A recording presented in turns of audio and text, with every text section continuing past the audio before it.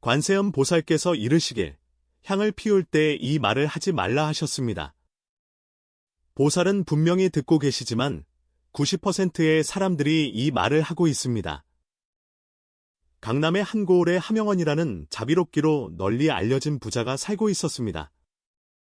그는 매월 초하루와 보름이면 반드시 관음묘에 가서 향을 피우고 복을 빌었습니다. 그는 막대한 재산을 가졌음에도 불구하고 선행을 베풀기를 좋아했으며 인과응보를 깊이 믿었습니다. 그러나 최근 1년간 하씨 집안에는 연이어 불행이 닥쳤습니다. 사업이 손해를 보고 아들이 중병에 걸렸으며 노모는 자리에 눕게 되었습니다. 하명원은 아무리 생각해도 이해할 수 없었습니다. 자신이 수년간 경건하게 부처님을 섬겼는데 어찌하여 도리어 애군을 만난 것일까요? 그러던 어느 비 내리는 밤, 한 신비로운 노승이 하씨 집안의 문을 두드려 놀라운 비밀을 알려주었습니다. 하명원이 향을 피울 때마다 늘 하던 그 말이 실은 큰 금기였다는 것입니다. 보살은 그 말을 들을 수 있었으나 그 말로 인해 그의 공덕이 모두 사라져 버렸다는 것입니다. 대체 그것은 무슨 말이었을까요? 어찌하여 신도 열의 9은 같은 실수를 저지르고 있는 것일까요? 하명원의 집안은 3대에 걸쳐 상업에 종사했으며 그에 이르러서는 강남 제1의 부자 중 하나가 되었습니다. 하씨 집안은 고을에 수십 개의 가게를 운영하며 비단, 차, 곡식, 옷감에 이르기까지 마을 상권의 절반을 차지하고 있었습니다. 그러나 하명원은 부유하지만 인자함을 잃지 않는 상인이었습니다. 그는 늘 재물은 하늘이 주신 것이니 도리에 맞게 취하고 덕으로 써야 한다고 말했습니다. 흉년이 들면 하씨 집안은 가장 먼저 창고를 열어 양식을 풀었고 가난한 집안이 혼사를 치를 때면 하명원이 몰래 돕기도 했습니다. 마을의 외로운 노인들은 연중 하씨 집안의 보살핌을 받았습니다. 이 때문에 마을 사람들은 모두 하씨 집안에 감사한 마음을 가지고 있었고 하명원을 살아있는 보살이라 불렀습니다. 하명원의 선행은 불법에 대한 그의 경건한 믿음에서 비롯되었습니다. 18살 때 그는 상단을 이끌고 가다 큰 위험에 처했으나 구사일생으로 살아났습니다. 그날이 바로 관세음 보살 탄신일이었기에 그는 보살께서 영험을 보여 자신을 구해주셨다고 깊이 믿게 되었습니다. 그 후로 그는 관음묘의 단골이 되었으며 매월 초하루와 보름이면 비가 오나 바람이 부나 어김없이 묘를 찾아 향을 피우고 예불을 드렸습니다. 고을의 관음묘는 명대에 지어져 오랜 세월을 거쳤음에도 향불이 끊이지 않았습니다. 묘 안에는 3장 높이의 관음상이 모셔져 있었는데 자비로운 눈썹과 표정으로 장엄하고 엄숙한 기운을 풍겼습니다. 하명원은 매번 보살상 앞에 이를 때마다 공손하게 향을 올리고 두 손을 모아 경건하게 기도했습니다. 수년 동안 하씨 집안은 실제로 순풍에 돛단 듯했으며 사업은 날로 번창하고 가족들은 건강했으며 3대에 걸쳐 자손이 흥성했습니다. 하명원은 이것이 관세음 보살의 보살핌 덕분이라 더욱 굳게 믿었고 불법에 대한 믿음은 날로 깊어졌습니다. 그는 자신뿐만 아니라 다른 사람들에게도 선행을 베풀고 공덕을 쌓으라고 권했으며 그 지역에서 큰 존경을 받았습니다. 그러나 작년부터 하씨 집안의 운세가 급격히 나빠지기 시작했습니다. 먼저 가장 큰 비단 무더기가 물에 잠겨 수만 양의 손해를 입었고 이어서 차 사업에도 문제가 생겨 몇몇 중요한 고객들이 갑자기 계약을 파기하여 하씨 집안은 속수무책이었습니다.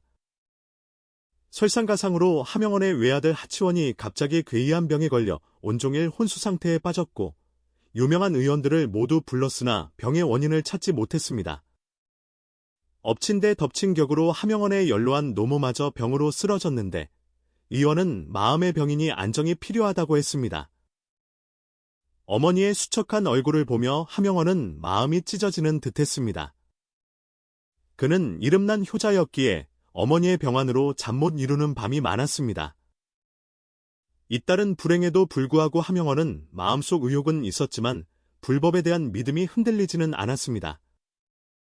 그는 오히려 더 자주 관음묘를 찾아 향을 피우며 더욱 경건한 기도를 통해 재앙을 물리치려 했습니다.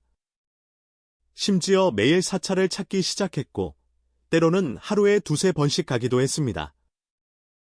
관음묘의 주주인 묘선 법사는 덕망 높은 노승으로 하명원과 오랜 세월 알고 지낸 사이였습니다. 하씨 집안의 불행을 보며 묘선 법사 또한 깊은 의욕에 잠겼습니다. 이치대로라면 하명원과 같은 선인은 마땅히 보살의 가피를 받아야 하는데 어찌하여 연이어 애군을 만나는 것일까요? 하시주, 어느 날 묘선 법사가 참지 못하고 물었습니다. 수년간 선행을 베풀어 공덕이 무량하신데 마땅히 복이 따라야 할 터인데 어찌하여 요즘 이리도 순탄치 못한 일이 많으십니까? 하명원은 쓴웃음을 지으며 고개를 저었습니다. 법사님, 저 또한 아무리 생각해도 알 수가 없습니다. 혹 제가 전생에 무슨 업을 지어 금생에 갚는 것일까요? 시주, 그런 말씀 마십시오. 묘선 법사는 고개를 저었습니다. 시주의 덕행으로 보아 이토록 무거운 업장이 있을 리 없습니다. 분명 무슨 연유가 있을 터인데 미천한 제가 어리석어 그 뜻을 헤아리지 못할 뿐입니다. 하명원은 매일 사찰을 찾아 기도를 올렸지만 상황은 조금도 나아지지 않았습니다. 하치원의 병은 점점 깊어져 이미 10여 일째 혼수 상태였고 사업상의 손실도 계속 커져 수년간 함께해온 동업자들이 연이어 계약 해지를 통보해왔습니다. 더욱 가슴 아픈 것은 노모의 병세가 악화되어 며칠째 음식을 입에 대지 못하는 것이었습니다. 하명원의 아내이씨는 온화하고 현명한 여인이었습니다. 집안일로 시름에 잠긴 남편을 보며 그녀 역시 근심에 휩싸였습니다. 그녀 또한 부처님을 믿었지만 하명원만큼 경건하지는 않았습니다. 집안의 병고를 마주하며 그녀는 혹시 어딘가 문제가 생긴 것은 아닌지 의심하기 시작했습니다. 난군님, 이 씨가 어느 날 조심스럽게 말했습니다. 혹시 우리가 무언가 잘못한 것이 있어서 이런 재앙을 만난 것은 아닐까요? 하명원은 서재에서 불경을 살펴보다가 아내의 말에 고개를 들었습니다. 부인, 그게 무슨 말이요? 저도 잘 모르겠습니다. 이 씨는 망설이며 말했습니다. 다만 우리가 수년간 선행을 베풀어 왔는데 이치대로라면 이런 벌을 받아서는 안 되지 않나 싶어서요. 혹시 예불을 드릴 때 무언가 잘못된 점이 있었던 것은 아닐까요? 하명원은 깊은 생각에 잠겼습니다. 그는 자신이 수년간 해온 일들을 돌이켜보았지만 실로 큰 잘못을 찾아낼 수 없었습니다. 예불에 관해서는 더욱 신중했습니다. 매번 몸을 깨끗이 하고 의복을 갈아입었으며 경건하게 기도하며 조금의 태만함도 감이 갖지 않았습니다. 바로 그때 밖에서 갑자기 문 두드리는 소리가 들려왔습니다. 하명원이 하늘을 보니 이미 깊은 밤이었습니다. 이 시간에 누가 찾아온 것일까요? 늙은 집사가 급히 들어와 보고했습니다. 나리, 밖에 웬 노승께서 나리를 뵙자고 하십니다. 긴히 드릴 말씀이 있다 하십니다. 하명원은 마음이 동했습니다. 묘선 법사님이신가? 하지만 이내 생각을 고쳤습니다. 이 시간에 묘선 법사라면 절에서 저녁 예불 중일 것이지 집까지 찾아오지는 않을 것입니다. 안으로 모셔라. 하명원이 명했습니다. 잠시 후 낡고 해진 승복을 입은 노승 한 분이 들어왔습니다. 노승은 보기에도 고의를 넘긴 듯했으나 얼굴은 자비로웠고 두 눈은 형형이 빛나고 있어 한눈에 보아도 돌을 닦은 고승임을 알 수 있었습니다. 아미타불, 노승이 두 손을 합장했습니다. 빈승의 법호는 절명이라 합니다. 불쑥 찾아와 시주께 폐를 끼쳤다면 용서하십시오. 하명원은 황급히 일어나 답례했습니다. 대사님, 말씀 편히 하십시오. 이 깊은 밤에 찾아오신 것을 보니 필시 중요한 일이 있으신 듯합니다. 자리에 앉으시지요. 절명법사는 사양하지 않고 자리에 앉아 바로 본론을 꺼냈습니다. 빈승이 이곳에 온 것은 하시주의 의혹을 풀어드리기 위함입니다. 하명원은 의아해했습니다. 대사님, 그게 무슨 말씀이신지요? 절명법사가 희미하게 웃었습니다. 시주께서는 수년간 경건하게 부처님을 섬기고 무수한 선행을 베풀었으나 최근 연이어 애군을 만나 마음속으로 필시 그 까닭을 알지 못해 괴로워하고 계시지요. 하명원의 눈에 놀라움이 스쳤습니다. 대사님께서는 어찌 제 사정을 알고 계십니까? 빈승은 사방을 떠돌며 하시주의 이야기를 듣고 실로 불가사의하다 생각했습니다. 절명법사가 천천히 말했습니다. 이치대로라면 시주와 같은 선인은 마땅히 복이 연이어 따라야 합니다. 바로 그 말씀입니다. 하명원이 쓴웃음을 지었습니다. 저 또한 아무리 생각해도 알 수가 없습니다. 혹 전생의 업장이 너무 두터운 것일까요? 절명법사는 고개를 저었습니다. 시주께서는 전생에도 금생에도 선한 분이시니 결코 중대한 업장이 있지 않습니다. 이러한 재앙을 만난 것은 아마도 예불을 드릴 때 큰 금기를 범하셨기 때문일 것입니다. 하명원은 마음이 철렁했습니다. 대사님, 그게 무슨 말씀이십니까? 저는 예불을 드릴 때 늘 신중을 기하며 조금의 태만함도 감이 갖지 않았습니다. 시주께서 경건하시긴 하나 향을 피우고 기도하실 때 혹 늘 하시는 특정한 말씀이 있지 않으십니까? 절명법사가 하명원의 눈을 똑바로 바라보았습니다. 하명원은 곰곰이 생각해 보았습니다. 확실히 그는 매번 향을 피울 때마다 기도의 말을 올렸습니다. 그것이 무슨 문제가 된다는 말일까요? 하명원의 의혹을 알아챈 절명법사가 말을 이었습니다. 시주께서는 향을 피울 때 절대 해서는 안 되는 말이 있다는 것을 아십니까? 이 말들이 한번 입 밖에 나오면 보살의 가피를 얻지 못할 뿐더러 도리어 공덕을 모두 잃게 만듭니다. 하명원은 크게 놀랐습니다. 그런 일이 있단 말입니까? 저는 실로 알지 못했습니다. 감히 대사님께 여쭙니다만 대체 어떤 말을 해서는 안 되는 것입니까? 절명법사는 하명원을 잠시 바라보다가 천천히 말했습니다. 시주께서 먼저 매번 향을 피울 때마다 무슨 말씀을 하시는지 말씀해 보시지요. 하명원은 평소 자신이 하던 기도의 내용을 떠올렸습니다. 저는 매번 보살님께 가족의 평안과 사업의 번창을 빌었습니다. 그리고 여기까지 말한 하명원은 갑자기 말을 멈추었습니다. 그가 거의 매번 향을 피울 때마다 하던 말이 떠올랐기 때문입니다. 절명법사는 하명원의 변화를 민감하게 알아챘습니다. 무엇이 떠오르셨습니까? 하명원은 잠시 망설이다가 솔직하게 말했습니다. 저는 매번 기도를 마칠 때마다 만약 보살님께서 진정 영험하시다면 저의 집안을 보살펴 주십시오와 같은 말을 하곤 했습니다. 절명법사는 그 말을 듣고 길게 한숨을 내쉬었습니다.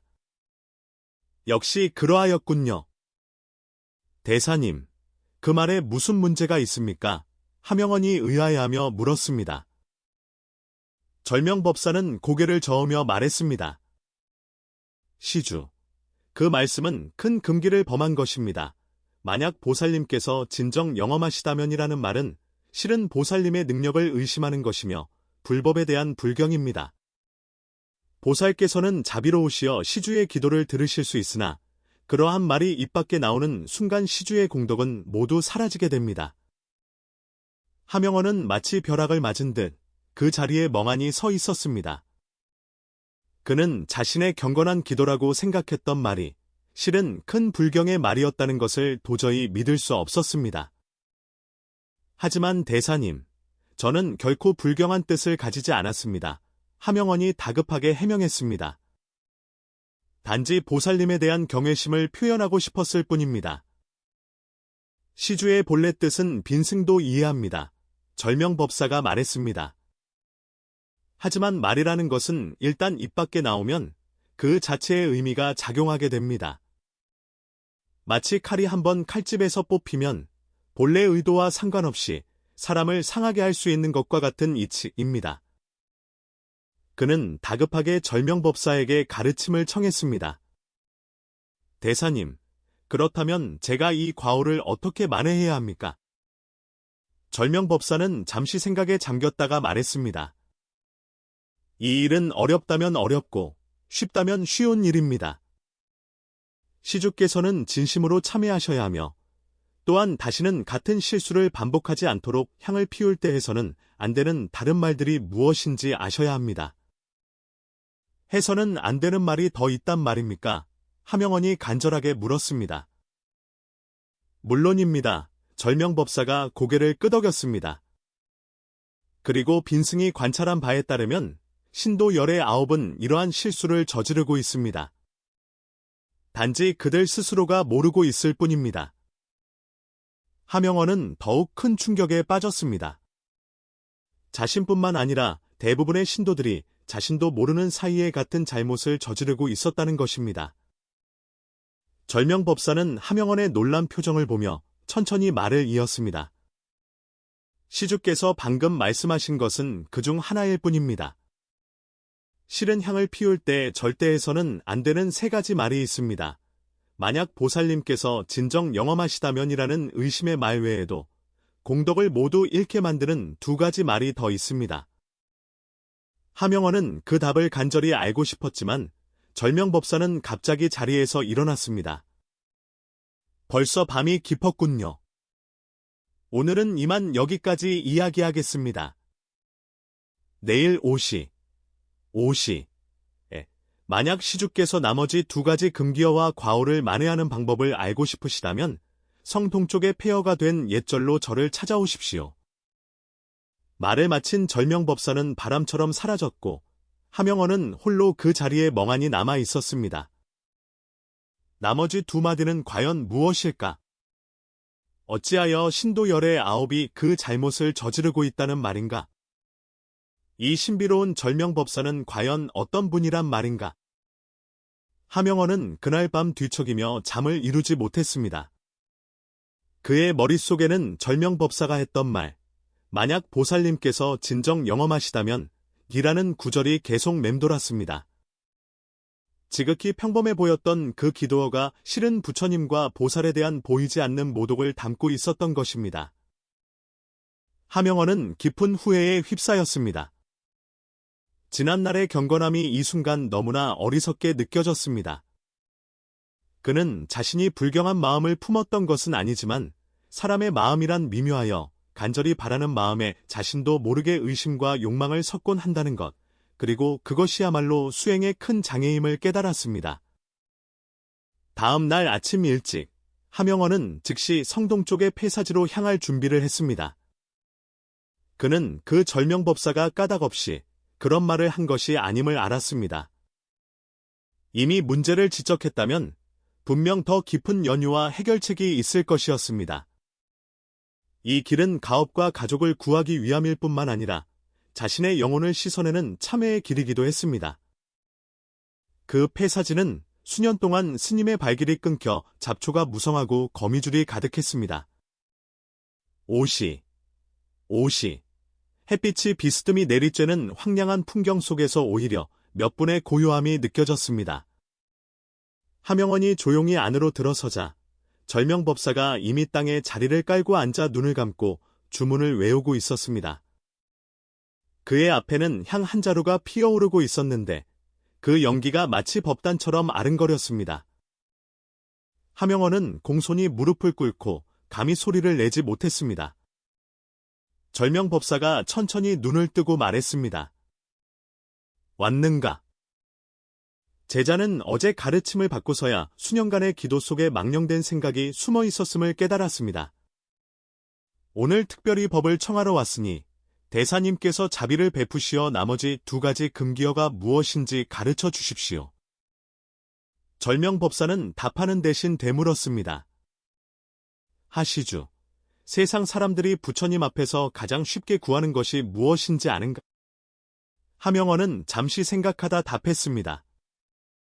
재물, 관직, 자녀의 건강, 그리고 가업의 번창일 것입니다. 절명법사가 고개를 끄덕였습니다. 세상 인지상정이니 탓할 것은 아니네? 허나 불문은 인과를 중시하는 법, 만약 스스로 선한 인연을 닦지 않고 제 마음의 바른 생각을 살피지 않으면서 그저 구하기만을 고집한다면 점점 더 멀어질 뿐이네. 그는 앞의 향부를 가리키며 말했습니다. 첫 번째 금기, 즉 의심의 말은 그대가 이미 알았네. 두 번째는 더욱 흔하지만 복을 가장 상하게 하는 말이니 바로 제 소원을 들어주지 않으시면 다시는 부처님께 절하지 않겠습니다라는 말일세. 하명언은 그 말을 듣고 큰 충격을 받은 듯 실성한 사람처럼 말했습니다. 제가 직접 그 말을 한 적은 없으나 다른 사람들이 하는 말은 많이 들었습니다. 소원이 이루어지지 않을 때마다 사람들은 부처님이 영험이 없다며 원망하고 심지어 노여워하며 다시는 절에 발을 들이지 않겠다고 말하곤 합니다. 절명법사가 엄숙하게 말했습니다. 이 말은 인연을 끊는 악담과 같네. 마치 강을 거슬러 오르는 배가 스스로 노를 부러뜨리는 것과 같지. 부처님과 보살은 중생을 두려워하지 않으나 중생은 늘 번뇌하는 마음으로 부처님의 마음을 재려하네. 인과의 때가 무르익지 않았거늘 열매가 없다고 탓하고 인연의 때가 이르지 않았거늘 부처님이 무정하다 원망하네. 이러한 마음을 품는 순간 스스로 복덕을 해치는 것이니 부처님께서 응하지 않으시는 것이 아니라 그저 때가 이르지 않았고 업이 다하지 않았을 뿐이네. 그렇다면 세 번째는 무엇입니까? 하명언은 심장이 빠르게 뛰었습니다. 그는 이미 세 번째 말 역시 사람들이 일상에서 무심코 하는 말일 것이라 짐작했습니다. 절명법사는 잠시 눈을 감고 마치 수많은 인간 세상의 기원과 그 정경을 떠올리는 듯하더니 이윽고 입을 열었습니다.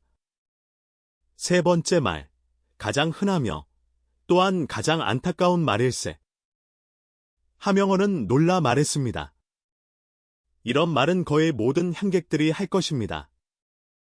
특히 초하루나 보름, 사찰에 향불이 가득할 때면 얼마나 많은 사람들이 향을 피우며 이 말을 되뇌는지 모릅니다. 그 속에는 심지어 너무나 당연하다는 듯한 요구까지 담겨 있습니다. 절명법사가 천천히 말했습니다. 이 말은 언뜻 듣기에는 무방해 보이나 실은 그 안에 등가교환의 의미를 숨기고 있네.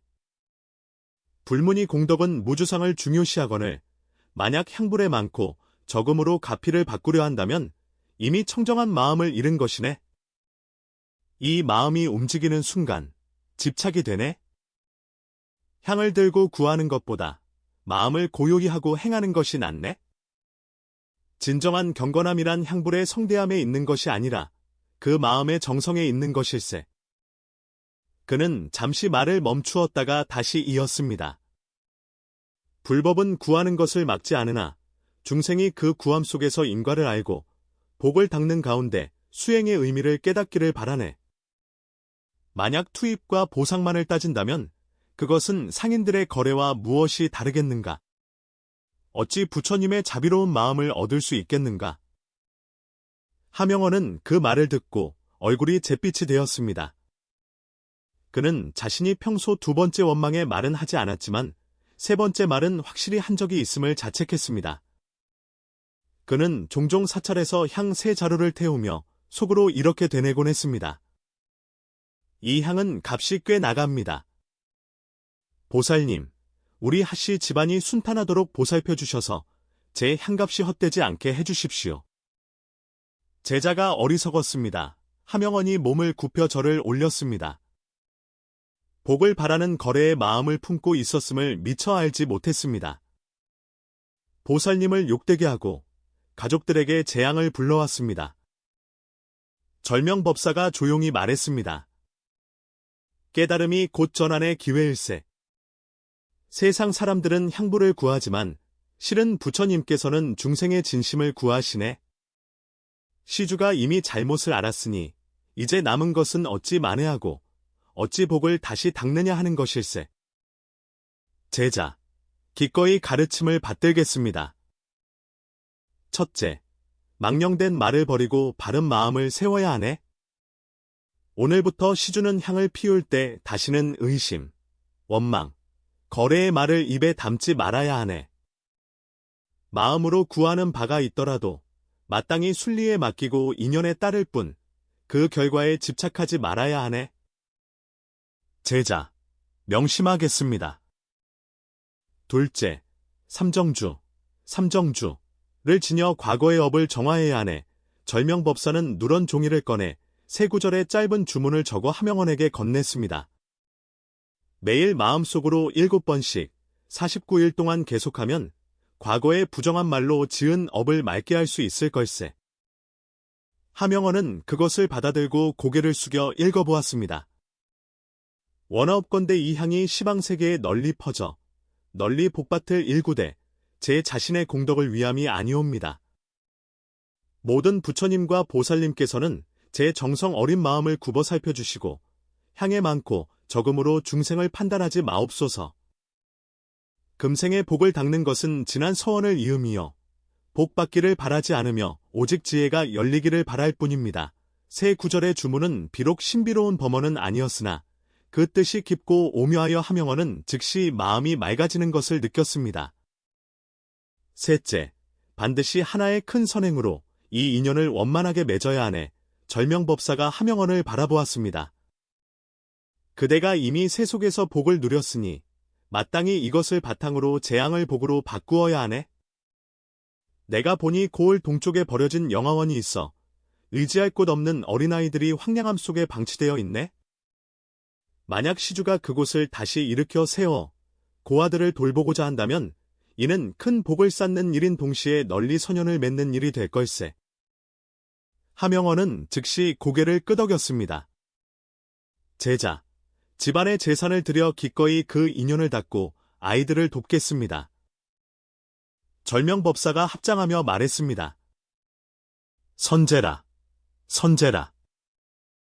그날부터 함영원은 즉시 집으로 돌아가 향을 올릴 때 거래의 의미가 담긴 모든 기원 형식을 중단시켰을 뿐만 아니라 매일 향한 앞에서 삼정주를 외우며 참회하기를 밤낮으로 쉬지 않았습니다.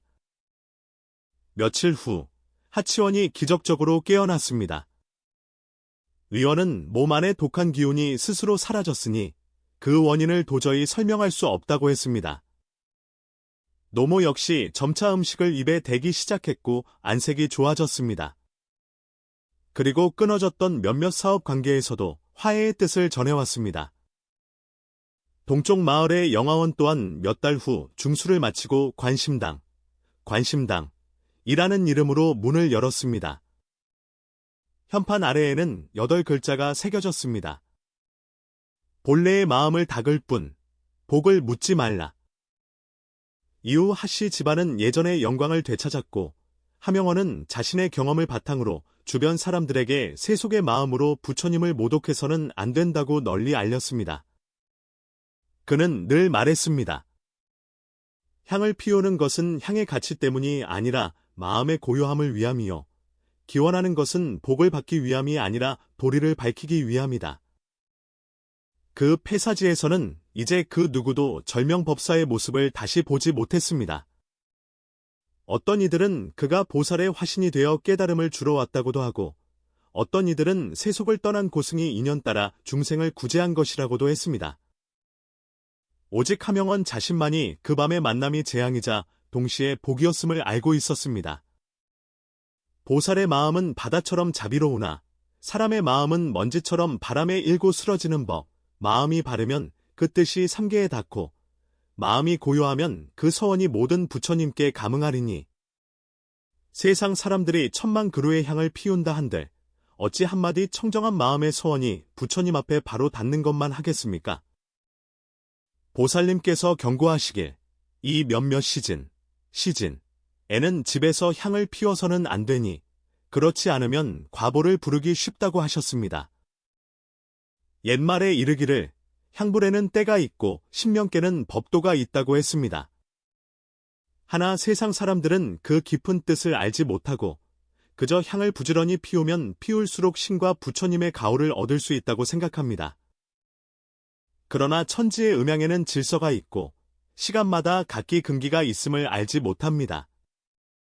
만약 부적절한 시간에 향을 피우며 애써 구한다면 복을 얻기는커녕 도리어 끝없는 재앙을 불러올 수 있습니다. 명나라 강남에 부유한 상인 조회덕이 바로 그러했습니다. 그는 향을 피우는 시간의 금기를 알지 못하여 하늘이 놀랄만한 병고를 일으켜 하마터면 집안이 풍비박산 날 뻔했습니다. 명나라 청계 3년, 강남의 비단 중심지인 진택진에 조회덕이라는 부유한 상인이 있었습니다. 그는 조상 3대가 비단 장사를 하여 그에 대해 이르러서는 집안의 재산이 넘쳐나고 1000일항의 밭을 가진 부자가 되었습니다. 조회덕은 사람됨이 후하고 선행을 베풀기를 좋아하여 그 지역에서 명망이 높았습니다. 더욱 드문 것은 그가 부유한 환경에도 불구하고 부처님을 경건하게 믿어 집안에 일찍이 불당을 마련하고 1년 내내 향불이 끊이지 않게 했다는 점입니다. 그해 춘 3월, 강남에 비가 추적추적 내리던 날, 조회덕은 예년처럼 그해의 첫 비단을 사기 위해 소주로 가고 있었습니다. 그는 8명이 매는 가마를 타고 10명 남짓한 하인을 거느린 채 위풍당당하게 진택진을 나섰습니다. 태호가에 있는 보츠사라는 낡은 절을 지날 때 가마꾼이 갑자기 걸음을 멈췄습니다. 날이 앞에 있는 이 절이 오래되어 보이긴 하나 안에 혹시 귀한 옛 물건이라도 있을지 모르겠습니다. 들어가 보시겠습니까? 늙은 가마꾼 왕씨는 조씨 집안에서 20년 넘게 일한 노인으로 주인이 부처님을 믿는 것을 알기에 먼저 제안한 것이었습니다. 조회덕이 가마의 휘장을 젖히고 보니 눈앞의 옛절은 비록 황폐했으나 문 위에 보츠사라는 세 글자는 여전히 선명했습니다. 그 필체가 힘있고 굳세어 명필의 솜씨임을 알 수 있었습니다. 그는 마음이 동하여 가마에서 내려 절 안으로 들어섰습니다. 보츠사는 과연 수년 동안 버려져 있었습니다. 뜰에는 잡초가 무성하고 정각은 무너져 내리고 있었습니다. 그러나 조회덕이 대웅보전에 들어섰을 때 그는 눈앞의 광경에 깊이 압도당했습니다. 부서진 불감 안에 한 분의 관세음 보살상이 단정히 앉아 있었습니다. 비바람을 겪었음에도 여전히 장엄하고 엄숙하며 자비로운 얼굴에 두 눈을 살짝 감고 마치 조용히 중생을 굽어 살피는 듯했습니다. 가장 놀라운 것은 이 불상의 조각 솜씨가 지극히 정교하여 옷자락의 흐름이나 손 모양의 세세한 부분까지 마치 살아있는 듯 생생했다는 점입니다. 더욱 기이한 것은 이 황폐한 사찰 속에서 유독 이 불상만이 온전하게 보존되어 있었고 심지어 몸에 칠해진 근본조차 완전히 벗겨지지 않아 어두운 법당 안에서 은은한 빛을 발하고 있었다는 것입니다. 아미타불, 조회덕은 저절로 손을 모아 절을 올렸습니다. 이토록 정교한 보살상을 이 황무지 속에 버려두다니 실로 안타까운 일이로다. 바로 그때 법당 뒤편에서 기침 소리가 들리더니 백발이 성성한 노승 한 분이 천천히 걸어 나왔습니다. 노승은 나이가 매우 많아 보였고 얼굴은 수척했으나 두 눈은 깊었습니다. 입고 있는 승복은 비록 낡았으나 깨끗하게 세탁되어 있었고 온몸에서 세속을 벗어난 기품이 느껴졌습니다. 아미타불! 시주, 예의를 갖추셨군요. 노승이 두 손을 합장하고 조회덕에게 예를 올렸습니다. 대사님, 조회덕이 황급히 답례했습니다. 이토록 정교한 관음상이 어찌하여 이 황량한 곳에 계신 것입니까? 노승은 그 말을 듣고 얼굴빛이 미세하게 변하더니 길게 한숨을 내쉬며 말했습니다. 시주께서는 모르시는 일이 있습니다. 이 관음상은 그 내력이 비범하여 이미 이곳에서 100여 년을 모셔왔습니다. 제 스승님께서 임종하시기 전에 이 불상은 영험함이 매우 강하니 절대 가벼이 옮겨서는 안 되며 그렇지 않으면 예측할 수 없는 일이 벌어질 것이라 거듭 당부하셨습니다. 조회덕은 그 말을 듣고 더욱 호기심이 생겼습니다. 대사님, 어찌 그런 말씀을 하십니까? 보살님은 자비로우신 분인데 어찌 불측한 일이 생긴단 말입니까? 노승이 고개를 저었습니다. 보살님이 자비롭지 않으신 것이 아니라 실은 이 불상이 너무나 특별하기 때문입니다. 이 불상을 조각한 고승의 버포는 해명으로 가정 연간에 득도한 고승이셨습니다. 그분께서는 이 불상을 조각하실 때 필생의 수행과 법력을 불어넣으셨기에 이 불상이 비범한 영험함을 지니게 된 것입니다. 하지만 바로 그 때문에 이 불상을 모시는 데에는 엄격한 규칙이 있습니다. 만약 그 도리를 알지 못하고 함부로 향을 피운다면 도리어 역효과를 낳을 수 있습니다. 조혜덕은 그 말을 듣고도 반신반의했지만 마음속으로는 이미 이 불상을 자신의 집으로 모셔가기로 결심했습니다.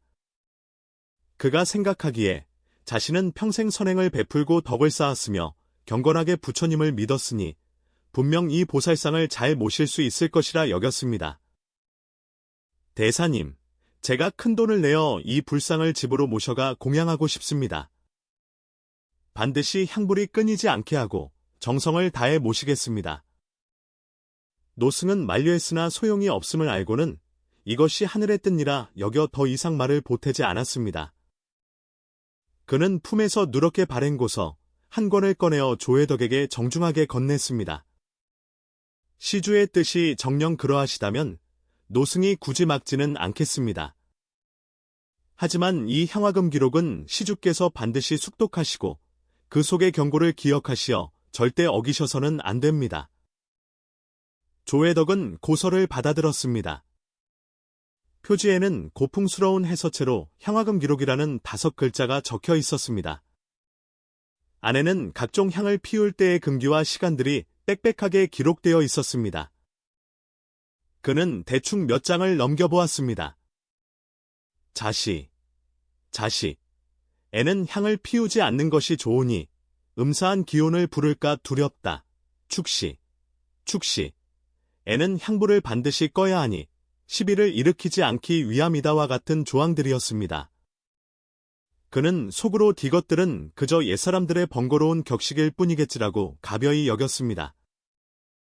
이때의 조혜덕은 아직 알지 못했습니다. 바로 이 경시하는 태도가 훗날 그에게 거대한 재앙을 가져다줄 줄은 말입니다. 3일 후, 조혜덕은 그 지역 최고의 목수를 불러 최고급 자단목으로 정교한 불감을 만들게 하고 8명의 장정을 시켜 공손하게 관음상을 자신의 집으로 모셔왔습니다.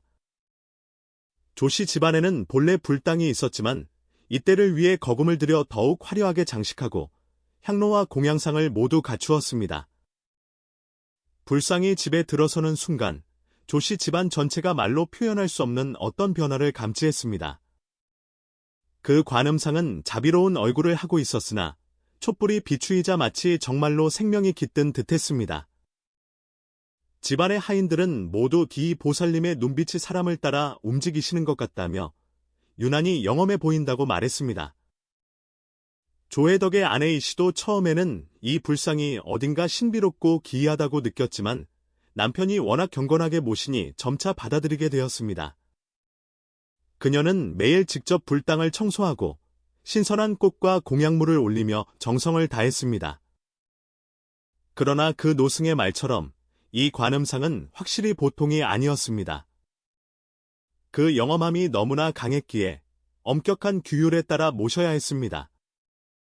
안타깝게도 조혜덕은 비록 경건했으나 그 속의 도리는 알지 못했습니다. 그는 그 향화금 기기록을 책장 구석에 던져두고 여전히 자신의 습관대로 아침부터 저녁까지 쉼없이 향불을 피웠습니다. 집안의 늙은 집사조충은 세심한 사람이었습니다. 그는 이 관음상이 집에 들어온 후로 집안의 기운이 미묘하게 변했음을 느꼈습니다. 특히 어떤 특정한 시간이 되면 불상의 표정이 미세하게 변하는 듯하여 보는 사람의 마음을 불안하게 했습니다. 하지만 이런 미세한 징조들은 당시에는 누구에게도 큰 주의를 끌지 못했습니다. 조혜덕은 귀한 불상을 모셨다는 기쁨에 젖어 매일 경건하게 절을 올리며 위험이 조용히 다가오고 있음을 전혀 눈치채지 못했습니다. 관음상을 모신 지 한 달여가 지났습니다. 조혜덕은 매일 자신의 습관대로 시간을 가리지 않고 향을 피우고 예불을 드렸습니다. 처음에는 모든 것이 평온했습니다. 심지어 그는 집안의 운세가 좋아져 사업이 더 순조로워지고 가족들도 모두 건강해진 것 같다고 느꼈습니다. 그러나 좋은 시절은 길지 않았습니다. 음력 4월 초파일, 부처님 오신 날 전날 밤, 집안에서 첫 번째 기이한 일이 벌어졌습니다. 그날 밤 자시, 삼경, 조회덕은 서재에서 장부를 검토하고 있었습니다.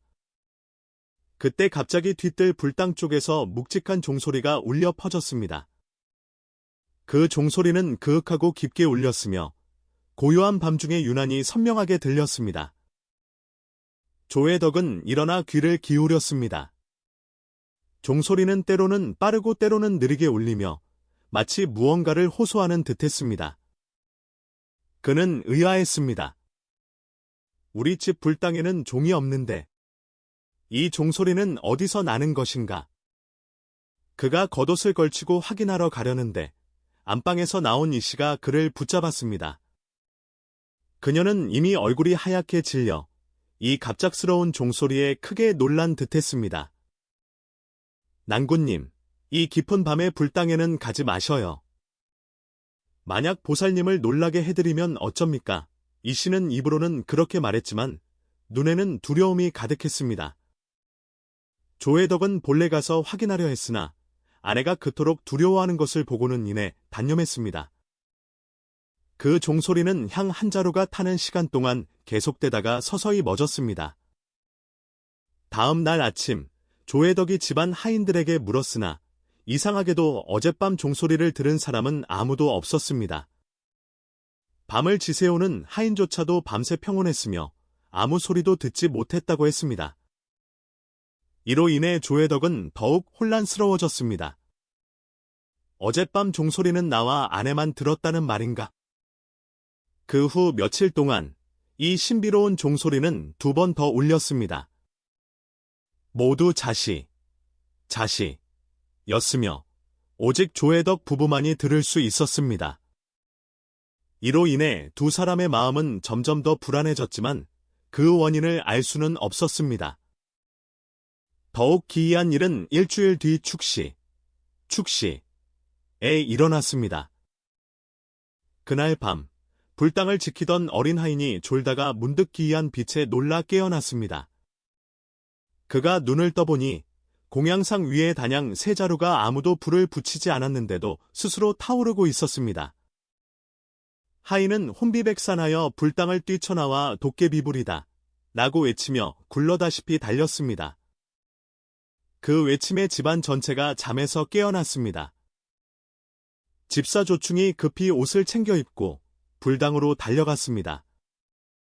과연 향 3자루가 천천히 타오르고 있었고 향연기가 피어오르며 어두운 촛불 속에서 기괴한 형상을 만들고 있었습니다. 더욱 가슴을 철렁하게 한 것은 그 관음상이 일렁이는 촛불과 향 연기 속에서 얼굴 표정이 미세하게 변한 듯 보였다는 점입니다. 본래의 자비로운 표정은 사라지고 어딘가 엄숙하고 심지어 불쾌해 보이는 기색마저 감돌았습니다. 조회덕이 소식을 듣고 달려와 눈앞의 광경을 보고는 자신도 모르게 숨을 들이마셨습니다. 그 3자루의 향은 극도로 천천히 타고 있었고 향의 재는 평소의 잿빛이 아닌 기이한 검붉은 색을 띠고 있었습니다. 그가 손을 뻗어 향을 끄려 했으나 손이 가까이 다가가자마자 뼛속까지 시린 한기를 느꼈습니다. 이게 대체 어찌된 일인가? 조회덕은 마음이 혼란스러웠습니다. 조충이 조심스럽게 말했습니다. 나리, 소인이 보기에 이 일이 좀 수상합니다. 이 불상을 모셔온 뒤로 집안에 괴이한 일이 끊이지 않으니 혹시... 조회덕은 짐짓 위험을 부리며 꾸짖었습니다. 함부로 입을 놀리지 마라. 보살님은 자비로우신 분인데 어찌 우리에게 재앙을 내리시겠느냐. 하지만 그의 마음속에도 의심이 싹트기 시작했습니다. 그는 자신이 책장 구석에 처박아 두었던 향화금 기록을 떠올렸습니다. 어렴풋이 이 모든 괴이한 일들이 자신이 그 속의 경고를 따르지 않았기 때문일지도 모른다고 생각했습니다. 다음 날, 조회덕은 황급히 서재 구석에서 그 향화금 기록을 찾아내어 자세히 읽기 시작했습니다. 읽으면 읽을수록 그는 경악했습니다. 책에는 분명히 자시는 음양이 교차하는 때로 음기가 점차 강성해지는 시기이다. 이때 향을 피우면 음사한 것들이 향불에 붙어 집안의 평안을 어지럽힐 수 있다고 적혀 있었습니다. 축시, 축시, 는 지부, 지부의 문이 열려 귀신들이 떠도는 시기이다. 이때 향불이 꺼지지 않으면 굶주린 귀신들을 불러들여 재앙을 초래할 수 있다고도 했습니다. 그런데 자신은 지난 며칠간 이 모든 금기를 전혀 무시하고 시간을 가리지 않고 향을 피우고 예불을 드렸던 것입니다. 그러니 이런 괴이한 일들이 일어난 것이 당연했습니다. 조회덕은 후에 막급하여 즉시 집안 모든 사람에게 명했습니다. 오늘부터 엄격히 향화금 기록에 적힌 시간에 따라 향을 피워야 한다. 자시와 축시 등 금기된 시간에는 절대 향을 피워서는 안 된다. 그러나 사태는 그의 깨달음으로 인해 멈추지 않았습니다. 조회덕이 금기를 지켜 향을 피우기 시작한 지 3일째 되던 날, 집안에 또다시 큰일이 터졌습니다. 그날, 조회덕의 장남 조명원이 친구들과 모임을 갖기 위해 외출했다가 밤이 깊도록 돌아오지 않았습니다. 조회덕 부부는 집에서 초조하게 기다리며 안절부절 못했습니다. 한밤중이 되어서야 갑자기 대문 밖에서 다급하게 문을 두드리는 소리가 들려왔습니다. 하인이 문을 열자 조명원이 창백한 얼굴에 겁에 질린 눈빛으로 온몸을 떨며 친구의 부축을 받고 들어섰습니다. 이 씨는 그 모습을 보고 가슴이 찢어지는 듯하여 황급히 달려가 물었습니다. 조명원은 더듬거리며 말했습니다. 어머니, 저 오늘 성 밖에서 괴이한 일을 겪었습니다. 날이 어두워진 후 저 혼자 말을 타고 집으로 오는데 숲을 지날 때쯤 뒤에서 작고 기이한 웃음소리가 들렸습니다. 돌아봐도 아무것도 보이지 않았습니다. 그런데 그 웃음소리가 점점 가까워져서 저는 너무 무서워서 미친 듯이 말을 달려 도망쳤습니다. 하지만 그 웃음소리가 그림자처럼 저를 따라붙어 집 문 앞까지 계속되었습니다. 조회덕은 그 말을 듣고 가슴이 철렁 내려앉았습니다. 그는 이 일이 분명 집안에서 함부로 향을 피워 불러들인 사악한 기운이 재앙을 일으켜 이제는 아들에게까지 미친 것이라 직감했습니다.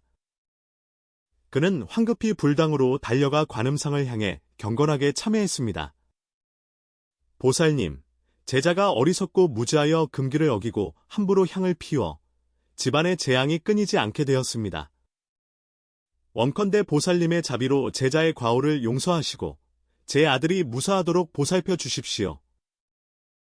이상하게도 조회덕이 참회를 마친 후 조명원의 겁에 질렸던 표정이 점차 누그러지고 몸의 떨림도 멎었습니다. 마치 그를 감싸고 있던 사악한 기운이 순식간에 절반은 사라진 듯했습니다. 가족들은 그제야 겨우 한숨을 돌렸지만 조회덕은 이것이 일시적인 평온일 뿐이며 이 문제를 완전히 해결하지 않으면 집안에 영원히 평화가 없을 것임을 알았습니다. 깊은 고심 끝에 조회덕은 다시 한번 보츠사를 찾아가 그 노승의 도움을 청하기로 결심했습니다. 그는 두둑한 예물을 챙기고 몇 명의 하인을 데리고 말을 달려 보츠사로 향했습니다. 조회덕이 다시 노승을 만났을 때 그는 마치 구세주를 만난 듯 털썩 소리를 내며 땅에 무릎을 꿇고 집안에서 일어난 모든 괴이한 일들을 하나하나 고했습니다. 노승은 모든 것을 듣고 길게 한숨을 내쉬며 말했습니다. 시주, 노승이 당초에 거듭 경고하지 않았습니까? 이 불상은 영험함이 강하여 모시는데 신중을 기해야 한다고 말입니다. 헌데 시주께서 이를 가벼이 여겨 이제 재앙을 불렀으니 이 또한 인과응보입니다. 조회덕은 눈물을 흘리며 애원했습니다. 대사님, 제자가 이미 잘못을 깨달았습니다. 부디 대사님께서 자비를 베푸시어 미혹한 길을 가르쳐 주시고 저희 온 가족을 이 재앙에서 구해 주십시오. 노승은 잠시 생각에 잠겼다가 말했습니다. 어쩔 수 없군요. 일이 이왕 이렇게 되었으니 노승이 시주댁에 한번 들러 이 재앙을 해결할 수 있을지 보겠습니다. 하지만 명심하십시오. 앞으로는 반드시 보살님의 경고를 엄중히 지키고 다시는 금기를 어겨서는 안 됩니다. 조혜덕은 감격하여 눈물을 흘리며 연신머리를 조아려 감사를 표했습니다. 일행은 급히 조씨 집안으로 돌아왔습니다. 노승은 대문에 들어서자마자 곧장 불당으로 향했습니다. 그는 관음상을 찬찬히 둘러보며 입으로 무언가를 계속 읊조렸습니다. 이윽고 그는 품에서 염주 한 줄을 꺼내어 경을 외우며 관음상 주위를 세 바퀴 돌았습니다. 찰나간 불당 안에 밝은 빛이 가득 차며 따뜻하고 상서로운 기운이 퍼져나갔습니다. 노승은 경을 외우던 것을 멈추고 조혜덕에게 말했습니다. 시주, 이 관음상은 시주가 함부로 향을 피운 탓에 적지 않은 음사한 기운들이 그 위에 붙어 있었습니다. 지금 노승이 불법으로 잠시 그것들을 눌러놓았으나 이를 완전히 해결하기 위해서는 시주께서 반드시 하셔야 할 일이 한 가지 있습니다. 조혜덕이 황급히 물었습니다. 대사님, 말씀만 하십시오. 무슨 일이든 제자, 반드시 전력을 다하겠습니다. 진심으로 보살님께 참회하고 보살님의 용서를 구하십시오. 동시에 이 향화금 기록의 내용을 여러 부 베껴 집안 모든 사람에게 나누어 주어 그들이 마음에 새기고 앞으로 반드시 따르도록 하십시오. 조혜덕은 즉시 명을 받들어 조금의 지체도 없이 행했습니다. 다음 날 오시, 삼경, 조혜덕은 노승의 분부대로 집안의 제단을 차리고 세 가지 제물을 올렸습니다. 그는 온 가족을 이끌고 제단 앞에 무릎을 꿇고 진심으로 참회했습니다. 보살님, 제자 조혜덕이 어리석고 무지하여 금기를 어기고 함부로 향을 피워 재앙을 불렀습니다. 원컨대 보살님의 자비로 제자의 과오를 용서하시고 저희 조씨 집안이 평안하고 순탄하도록 보살펴 주십시오. 말을 마치자 온 가족이 눈물을 흘렸습니다. 이후 조혜덕은 향화금 기록에 적힌 시간에 따라 엄격하게 향을 피우고 예불을 드렸으며 집안 사람들 모두 금기를 마음에 새기고 감히 어기지 않았습니다. 이상하게도 그날 제사를 지낸 이후로 집안에서는 다시는 어떤 괴이한 일도 일어나지 않았습니다. 조씨 집안의 사업도 날로 번창하고 가족들도 건강해졌으며 모든 것이 예전의 평온함을 되찾았습니다. 이 병고를 겪은 후 조혜덕은 보살님의 경고가 담고 있는 참된 의미를 깊이 깨달았습니다. 그는 종종 주변 사람들에게 천지의 음양에는 질서가 있고 시간마다 각기 금기가 있는 법이다. 우리가 경건하게 부처님을 공경하되 더욱이 그 규율을 따라야 하며 절대 한순간의 소홀함으로 불필요한 과보를 불러서는 안 된다고 일렀습니다. 그리고 그 관음상은 조씨 집안에서 계속 경건한 공양을 받으며 묵묵히 그 집안의 평안을 지켜주었습니다.